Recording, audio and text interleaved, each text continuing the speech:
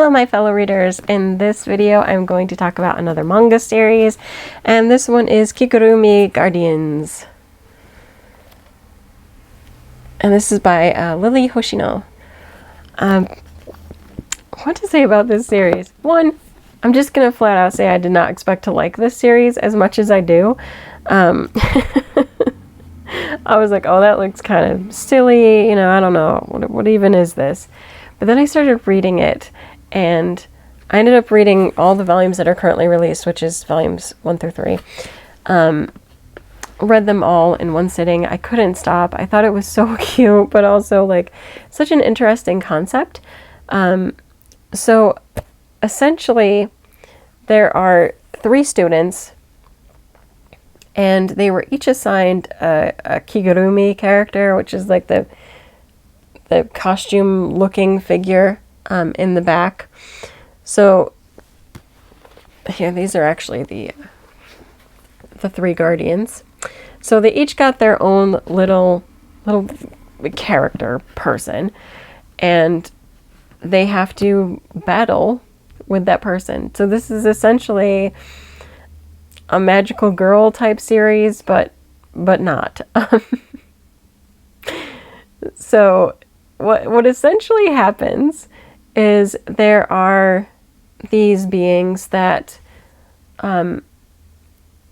will try to take the hearts of people, regular people, and it turns them into dolls. There's like 2 steps, and one is where they're like possessed, but they can get their hearts back and they'll go back to normal. The other is they lose their hearts and will never go back to being a normal person. I think that's the doll, is when they can't get their hearts back, they become dolls. So essentially they have to all work together in order to stop that group from doing that to people and rescue the people. Typical magical girl type stuff. What's different about this is that they're not technically the ones who are transforming and fighting. The Kigurumi are. So each of the chosen partner has to kiss the Kigurumi, and it changes them into their other self. So in this case, Ginger turns into this attractive man. I don't think there's pictures of the other 2, of Fennel and Basilico, but they also change into attractive men when they're kissed, and it's really cute with Fennel because his partner is a boy, and so they were like, "Are you okay with this?" And he's like, "Yeah, I gotta do what I gotta do. It's not a big deal." It's just like light and funny, but yeah, he didn't make a big deal of it. It's like, yeah, so what? I have to kiss this thing, and it's really a guy. Who cares? They're actually some of my favorite partnership because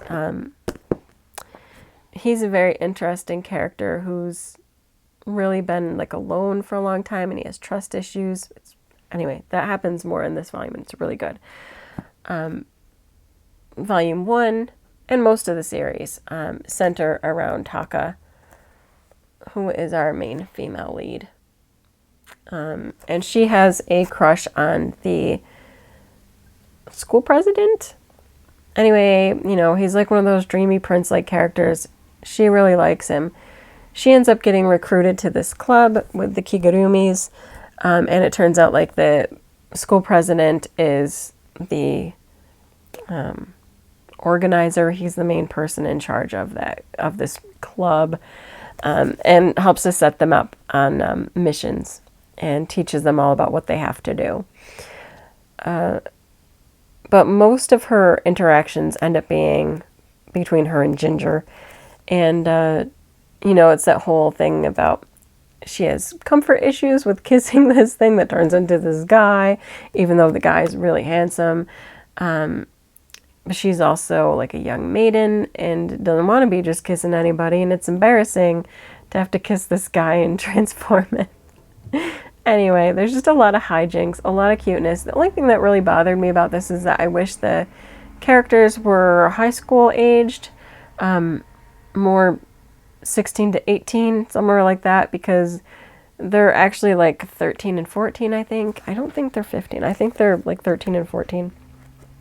I'm trying to remember if they have the ages. But the guys are all like 24 and 25 or something. So, I don't know. I just wish, I don't know. I wish they were a little bit more legal to be kissing on people. You know what I'm saying. I know you know. It's funny and it's sweet. I love the artwork.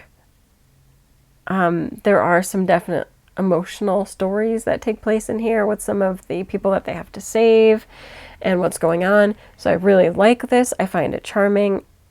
So much I love about it. I just wish the characters were aged up a little bit more. I know that it's really like the norm for a lot of magical girl stories for them to be around this age. You know, even Sailor Moon was. But like Mamoru was only like 2 years older. So maybe 2 to 3 years older. So it wasn't like as creepy. Whereas this is like, I don't know. I think the age gaps go from like 9 to 12 years, something like that. And I'm just like, I don't know. I don't know how I feel about this. Because in one part you're like, oh, these two are so cute together. And like, I mean, look at even that picture. It just looks so cute. And you're kind of like, oh, I wouldn't mind if they found some way to like be together. But then you're like, it's also creepy because she's only like 14.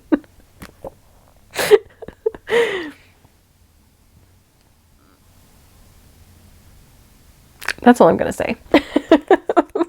Like, if this were the real world, you would just be like, ew. So I'm very torn. I'm very torn about that because, again, overall, I think it's so cute. I love even seeing, like, the emotional interaction and bonding that's happening. Not necessarily on a romantic level. There's just the bonds that, you know, happen from when you're working as a team. The friendships building between the three students, all very charming. I love so much of it. It's just if there's going to be like the romantic thing, I just wish the age gap wasn't as gross as it is. There.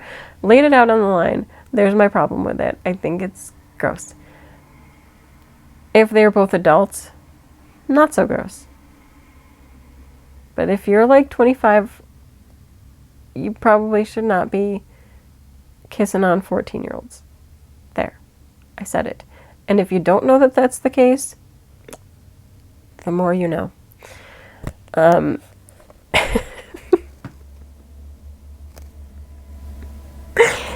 Most of it does follow kind of like the Monster of the Week formula. I mean, you can't really call it that because it's not a Monster of the Week, but it is essentially like there'll be a case mission and they have to find whoever the person is that's possibly being possessed. So they have to do some investigative work. And then once they find the person, they'll do their thing to get the heart back.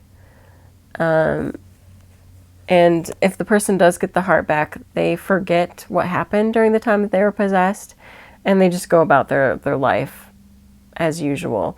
Hopefully, they gain a little bit to where they don't feel the despair that they had that led them to get their hearts taken in the first place. But, you know, in general, we're not too worried about that because we're really focused on just these characters. I don't want to give too much away that happens later, but there are other stories that show the dark side and what can happen. So, man. And again, by the third volume, and you're seeing more of like his story, I want more. But Volume 4 hasn't been released here in the States yet, and I think the series might be on hiatus, and I don't know if it's going to continue and complete, which puts me in near despair because I really want to find out what happens in this series. This is not enough. I want to know what happens to these characters and how the world is going to like unfold and finalize. So that's the only thing to watch out for if you do pick up this series is, like I said, I don't know if it's going to have an ending or if it's going to go on like full hiatus and never get picked back up. I do hope we get the 4th volume because I do think that it's made. I think all of the chapters for it were like, and the tankobon itself were released in Japan, but I don't know if we're getting it. I hope we do, because I'd like at least one more volume so I could read more of this dang story. But just be aware, again, I don't know what's going to happen in the future in regards to this. But I'm hoping we will get an end to it, because it is a refreshing magical girl type read, where the girls aren't really that magical and they're not all girls. So, yeah, I'm looking forward to it. I want to see the rest. That is my thoughts, and that's it for this video. Until next time, bye.